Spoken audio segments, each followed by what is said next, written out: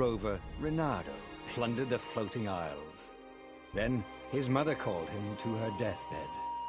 "Swear to me that you won't die on the gallows," she rasped. Reluctantly, he swore. And he whiled away his days at home with music, cards, and wine. But the Emperor had changed. He'd been good once, a shy, almost humble toad. He'd built universities. Then started whispering about mass graves in the woods, midnight rituals, victims screaming. The Imperial Ravens would round up entire villages, and no one ever returned. The Ravens had come to Ubar scouting for ancient books said to be of great power. But the librarians had hidden the books, so they'd burnt the librarians. The citizens, outraged, had driven them off. The Ravens had come back with dropships. The kid had fled with one of those books. He was brave and dumb and wanted to join the rebellion. And Reynardo had promised his mother he'd protect him.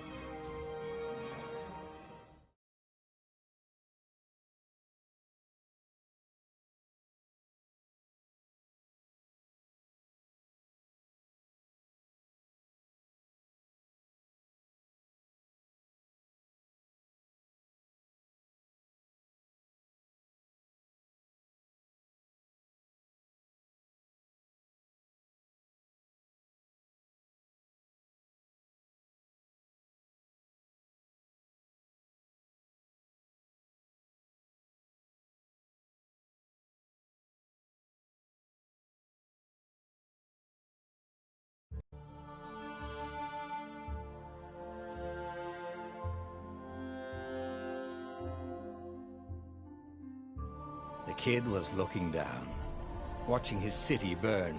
"Sorry, kid," Reynardo told the kid. "Look, if we give them the book, they'll leave you alone." "My mother died for this book!" "I promised her I'd protect you." Oh, damn it. The kid had run off. With the book, of course. So Reynardo had to run after him.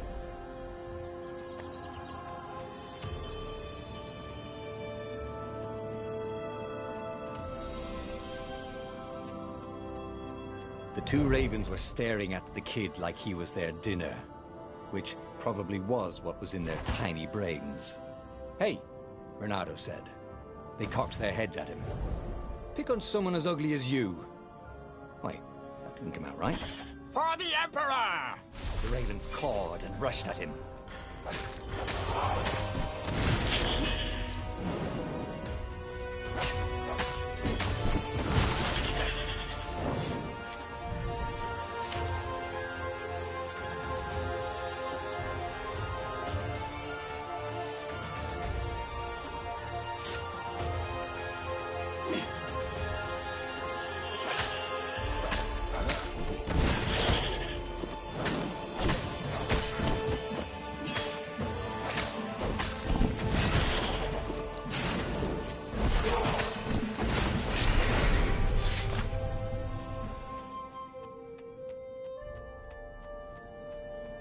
A dropship flew overhead. He hoped they hadn't noticed him. The kid.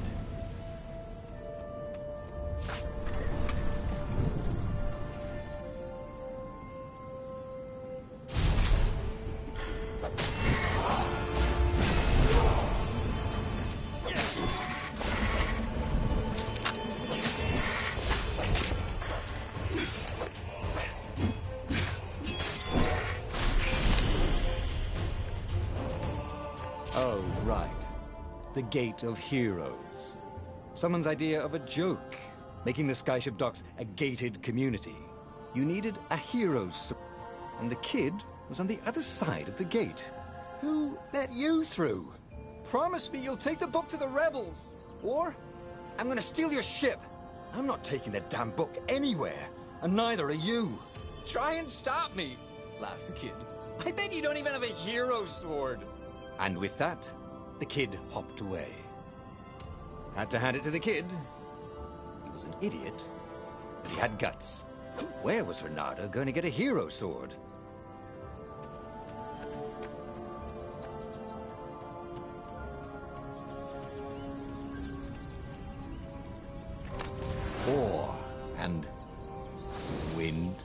license?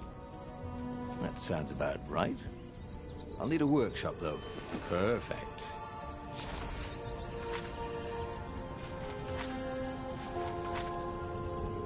A hero sword. QBD.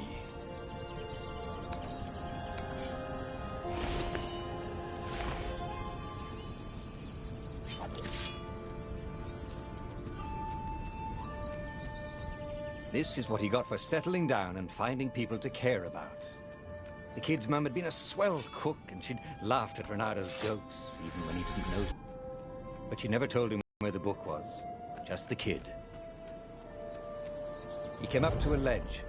It was too far to jump. There'd been a bridge here before, hadn't there? And there was Peter, giggling at him. "How'd you get across?" he asked the kid. "Where'd you find a hook?" "I hopped," said the kid. Wise-ass kid. "Hey, look out behind you!" "Cute," said Renato. Ah, ravens.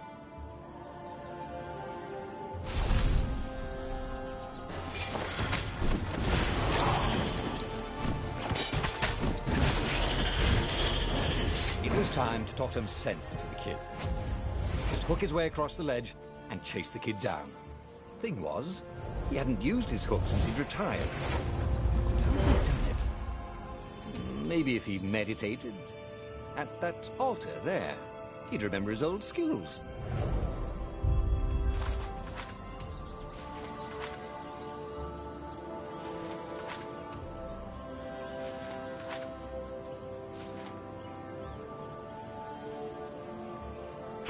It was starting to come back to him. Something you never completely forgot, like how to freeze time when attacking. The more he fought, the more he'd probably remember.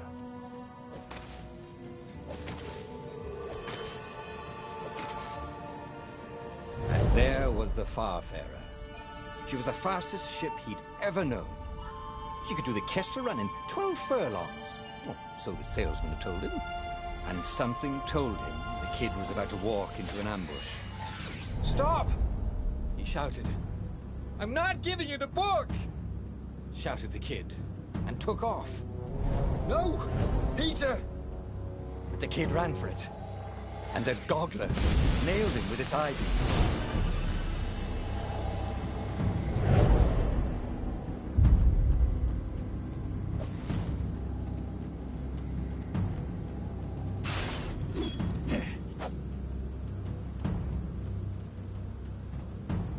The book was unburned. Next to it were the buckles from the kid's shoes, and a kid-sized pile of ashes. Damn it. Why hadn't he lied and told the kid he'd take the book to the rebels? The kid would be alive now. Really pissed off and betrayed, but alive. Oh, damn it. Renato picked up the book. He couldn't let the Empire have it now. He was going to have to get it out of there. He'd be a wanted man. Probably have to join the rebellion just to have a place to dock. Well, he'd hated home life anyway.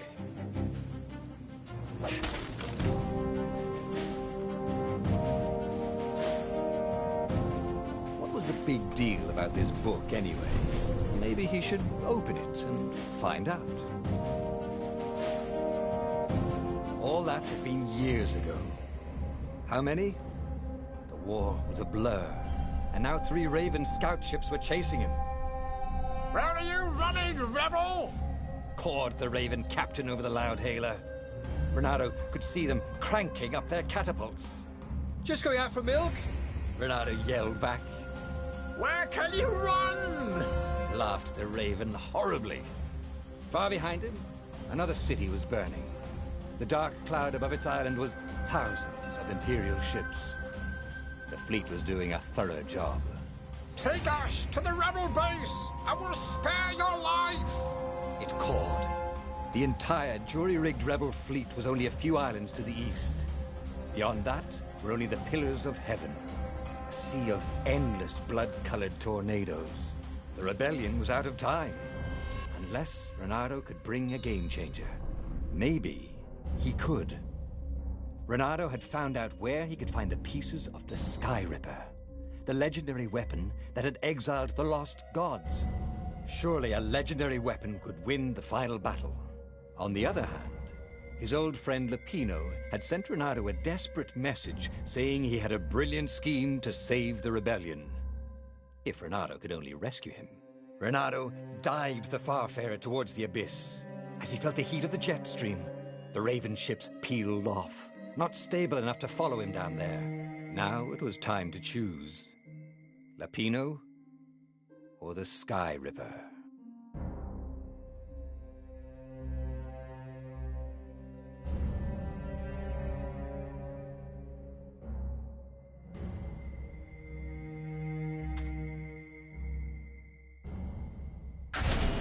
Every child knew about the Sky Ripper.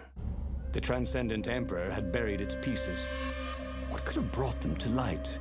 This Emperor, Isengrim III, had once been kind, but he'd gone mad. And now he was conducting secret, obscene rituals to bring back the lost gods. Had he, somehow, summoned the long-lost components of the legendary weapon out of the deep places of the earth? It was more than Renato could fathom. But if he could find a legendary weapon, he would use it.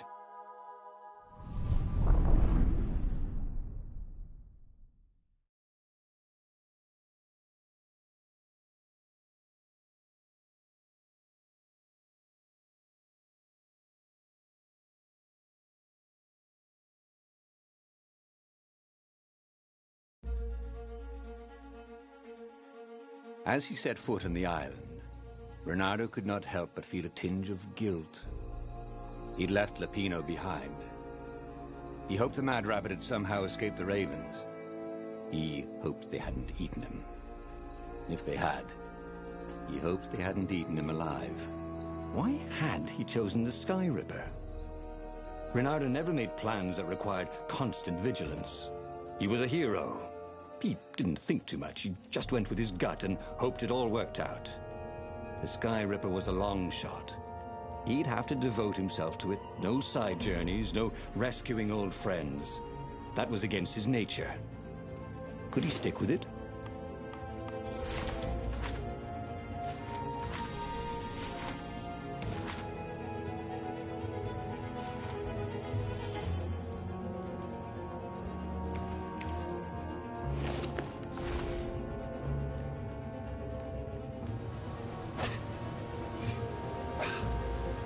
Who needed bridges anyway?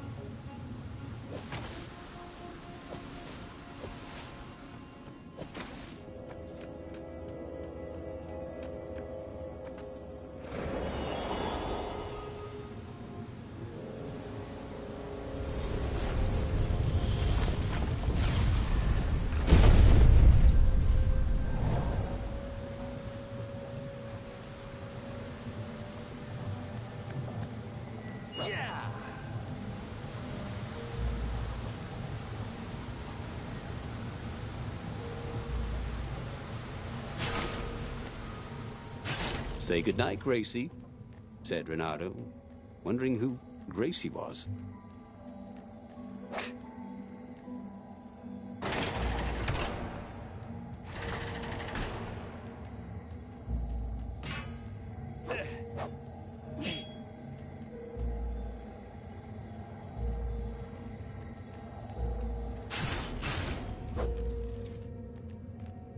The people who had built this castle, did they even know what monstrous weapon lay hidden within their walls?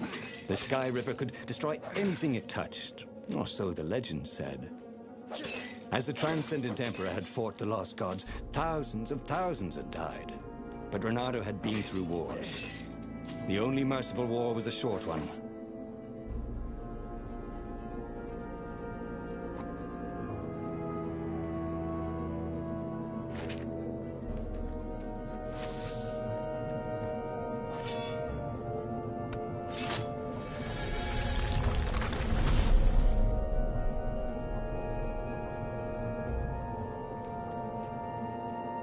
Renado's blood was up. He just needed to smash something.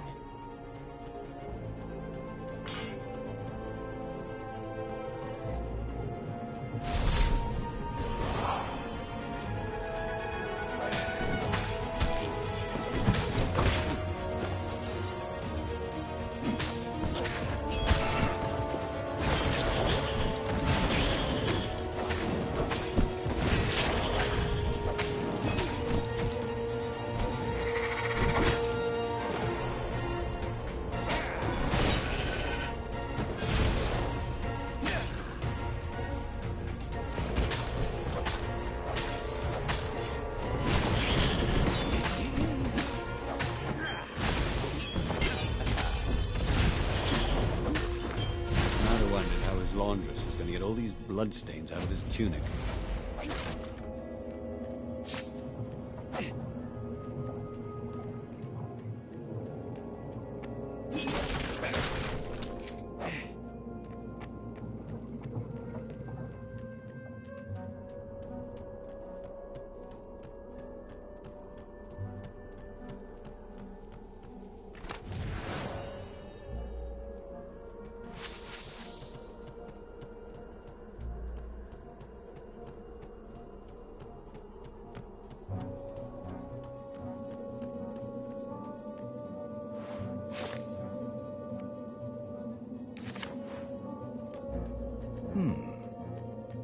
Hero wall, hero sword, ice wall, ice cube.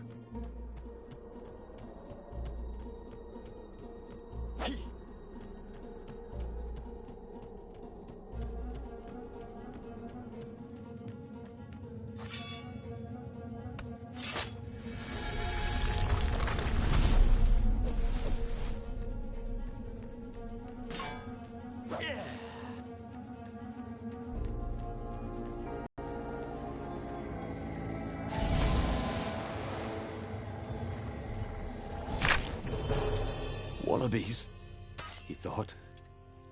Why did it have to be wallabies?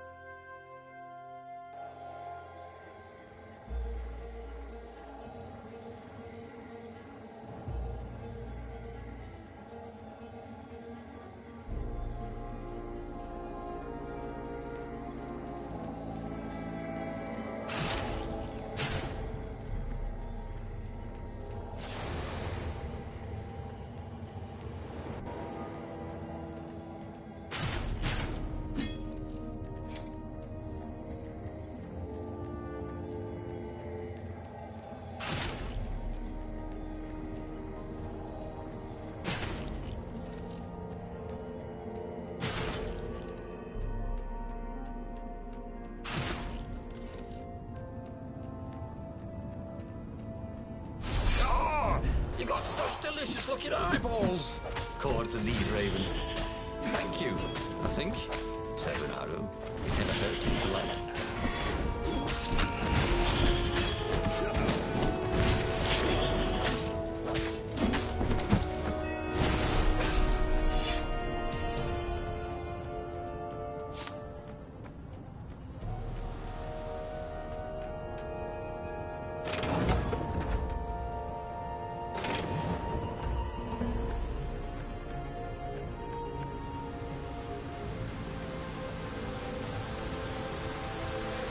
Firewalls only let you through if they think you're hot enough.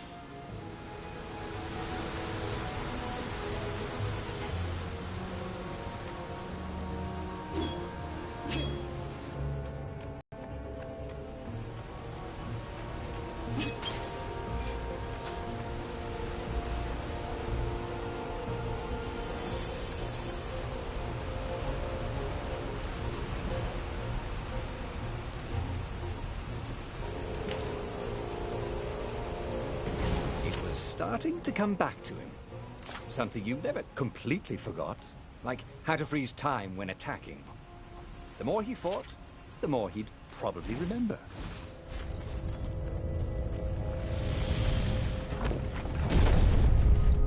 There it was. Skyripper's armature. The stuff that dreams are made of. Engineers' dreams, anyway. The device was intricate. No one alive had the skill to make a thing like it. How was it part of a weapon at all? He'd have to ask a scientist, but first, he'd get the second piece. Sky Ripper had a heart, a core that had come to rest on the next island. Well, there was another island he could reach. Zenobia had just invaded it with her father's Raven battalions. She must be encamped there still. But fighting Zenobia now, that made no sense at all. He'd already sacrificed one friend to get this armature, was it? He didn't need to hurry to face her. She would find him.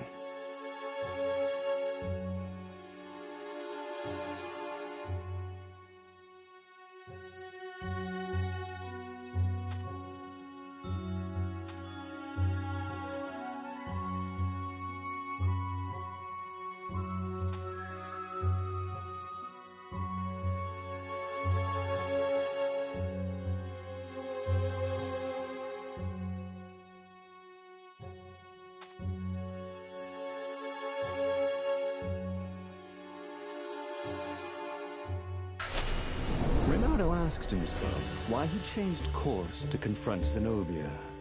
He'd no idea.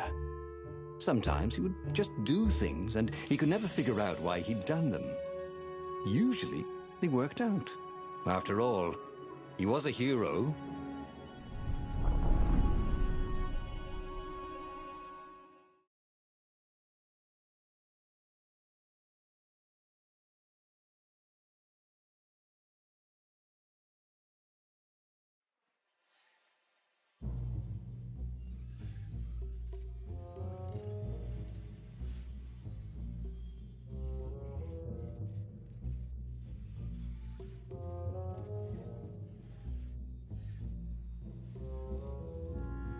The truth is, though, he wanted to see her, wasn't it? It had been a dozen years since Swordfru School. He'd followed every rumor about her, every scrap of news. Not that he still loved her. After all, she was his enemy. No, it was solely because know your enemy. But it would be great to see her, even if they faced off across sword points, as they'd done so many times at school.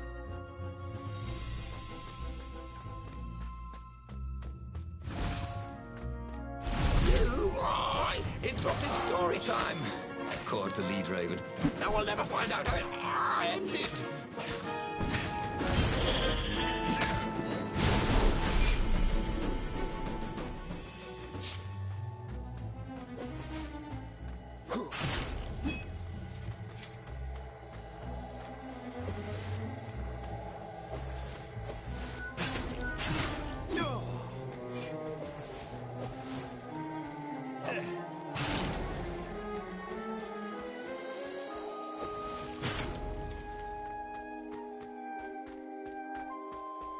Huh?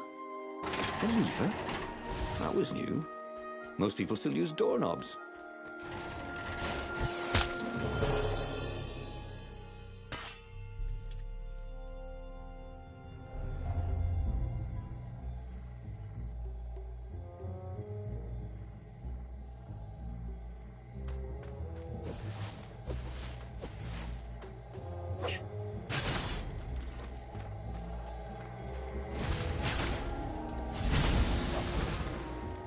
You blinked.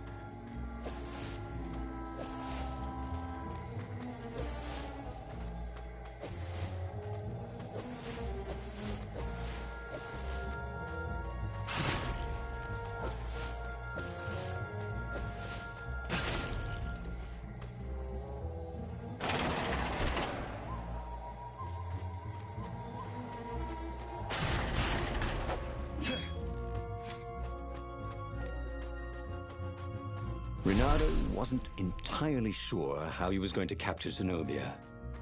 She'd be expecting him. And he didn't have Lapino to cook up a clever plan. Why was it again that he hadn't got the core?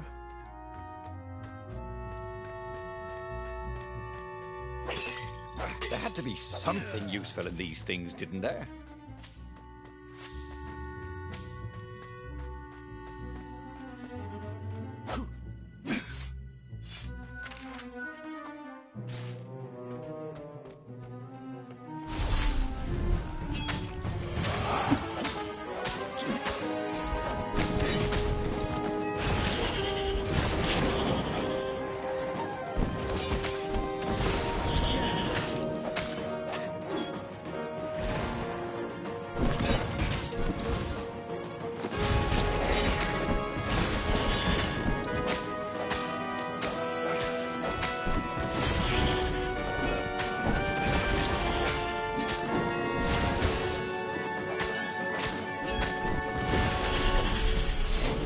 Renato felt new powers ready to blossom within him, or something.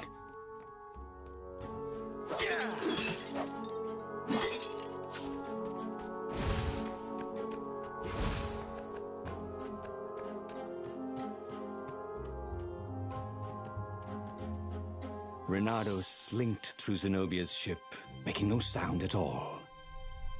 Where were her guards? Finally, he reached her bedroom.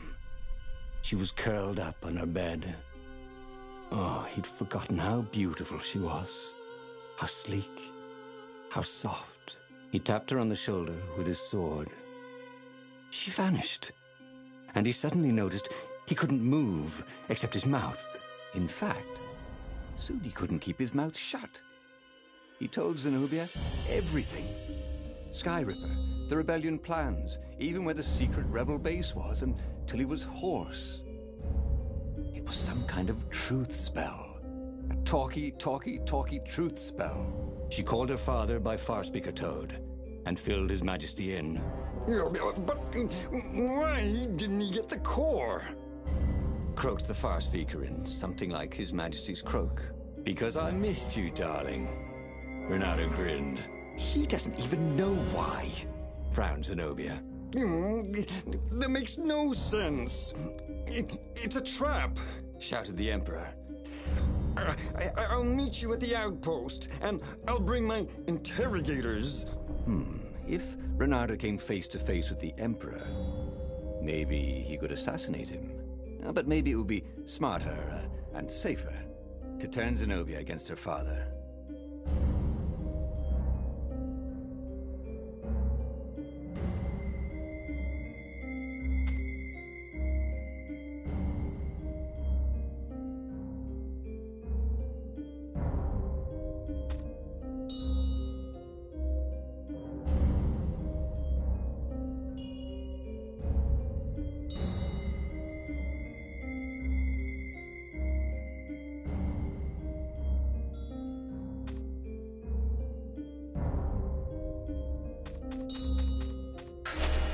What are you doing? Asked Zenobia. Did you ever wonder why the Emperor adopted you? He asked her. She shook her head. He told her. His Majesty wanted to bring the lost gods back. They could make him an eater of souls, an immortal. But to seal his bargain with them, he needed a sacrifice. Someone who truly loved him. She was stunned. Furious. You're lying. Under a truth spell? It's a trick. You can't prove that. Take me to the observatory, and I will.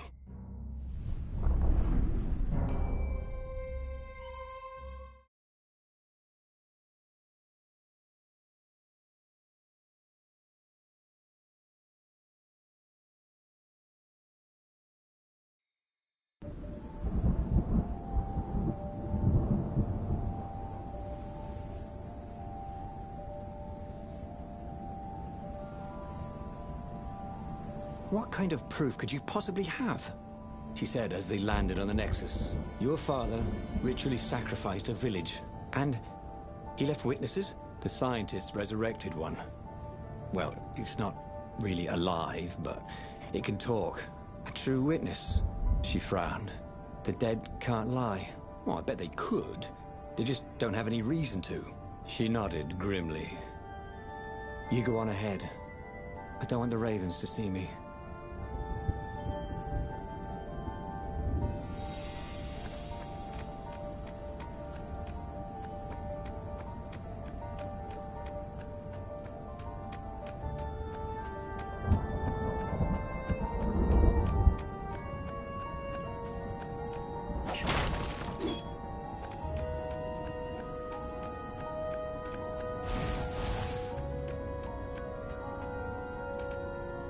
What were these poles, exactly? Parking meters from the time of the lost gods?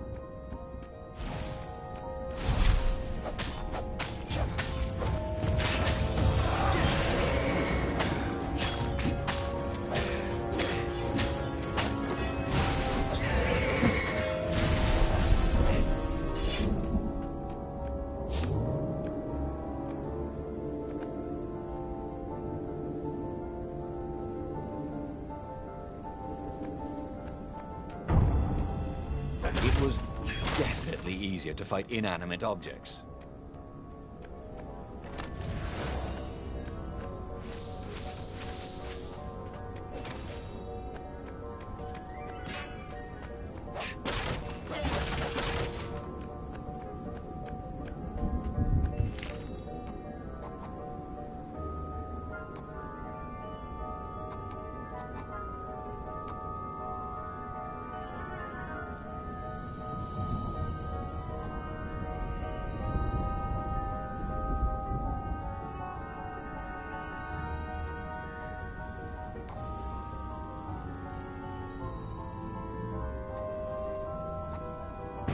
Missed his old skills. He welcomed them back like he was at a reunion.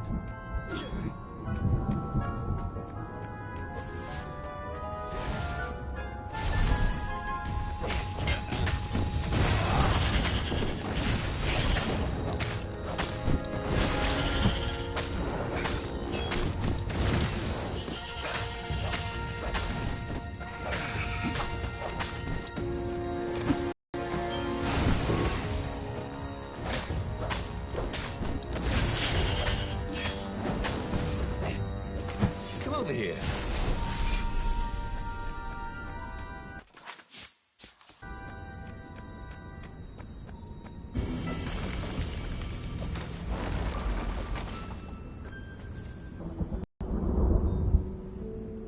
She caught up with him. She seemed troubled. All right, out with it, he said. He sent his ravens to search for an ancient crystal. Something called the Iblis Stone. Iblis. Isn't he one of the lost gods? He shivered. A stone dedicated to one of the lost gods. Oh, that could give great power. But what would the god demand in return?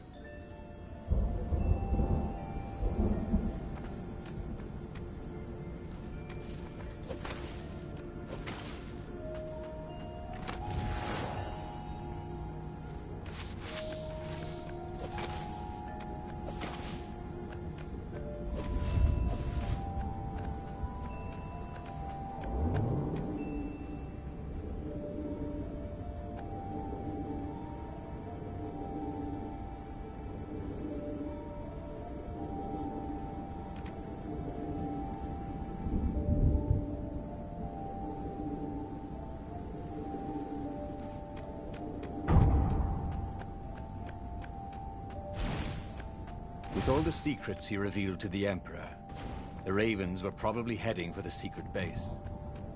Renato began to wonder if there would be anyone left to save, if Zenobia changed sides.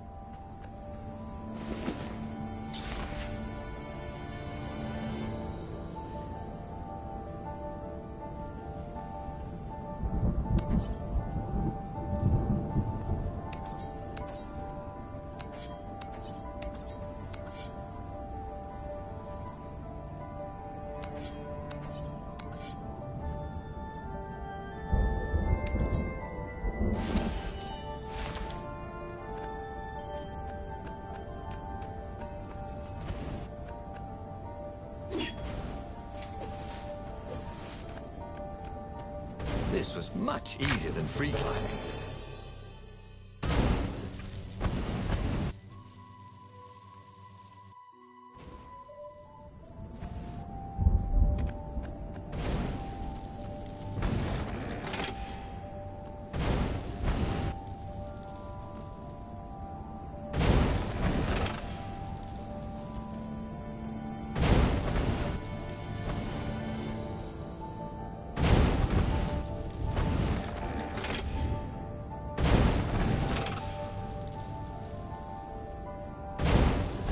Energy spheres. Easy to dodge, but boy did they sting if you didn't pay attention.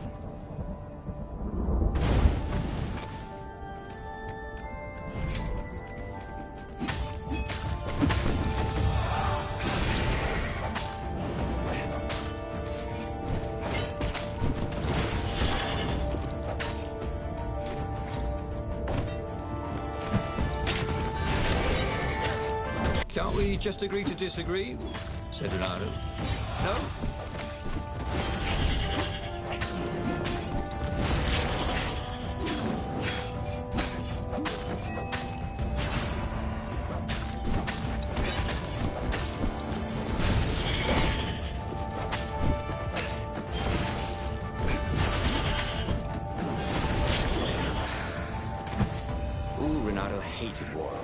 they stayed back and lobbed pain and death from a distance. Cowards. Really dangerous, effective cowards.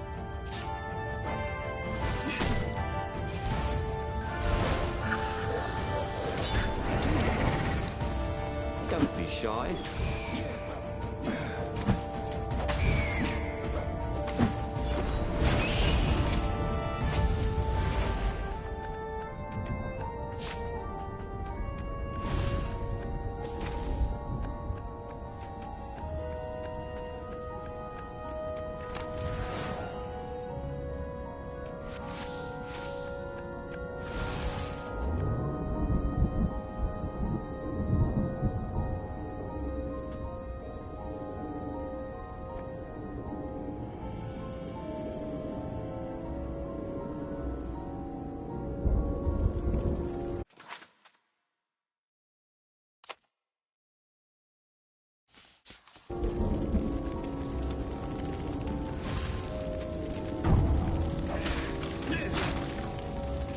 Renata felt a little better.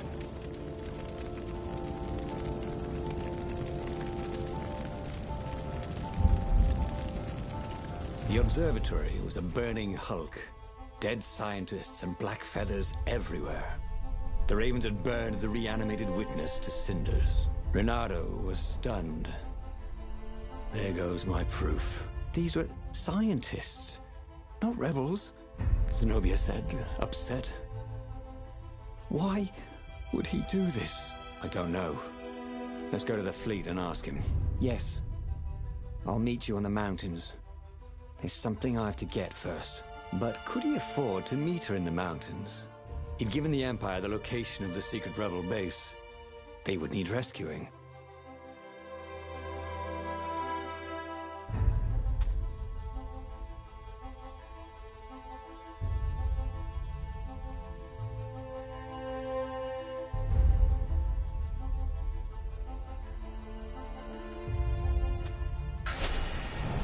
Was he going to meet up with her? Wasn't it more important to rescue the Rebel Council from the almost certain Imperial attack? Why was he in this war anyway? Was it really to fight the good fight, or did he just want to see her again? One of these days, Renato thought, I should really figure out my motives before I pounce. Nah.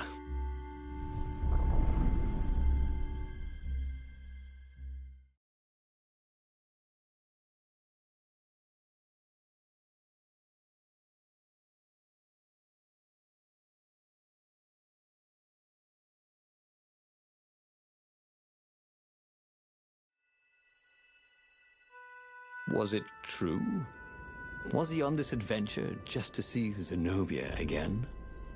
The Imperial heir was not an easy cat to see. Well, she'd ignored all his Kwanzaa gifts. And on the other paw, trying to get a date by joining a war against your intended was, let's say, pretty optimistic. But on the back paw, thought Renato, yes, it sounded exactly like him. Good, I'm so glad we had this little chat, he told himself. His trusty old sword was always a little better when he sharpened it.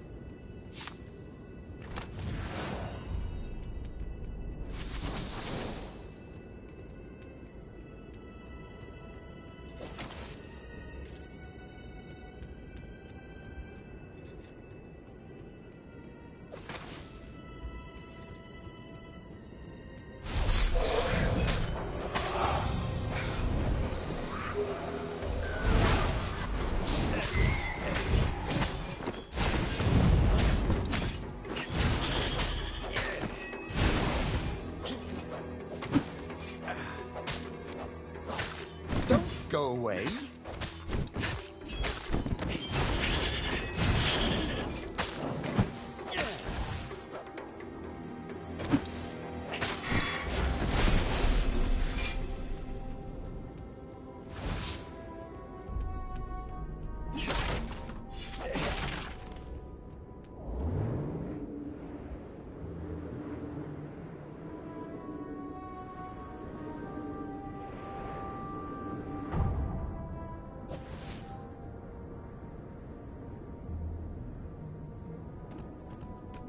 When Renato went to the china shop, for some reason the owner was always nervous.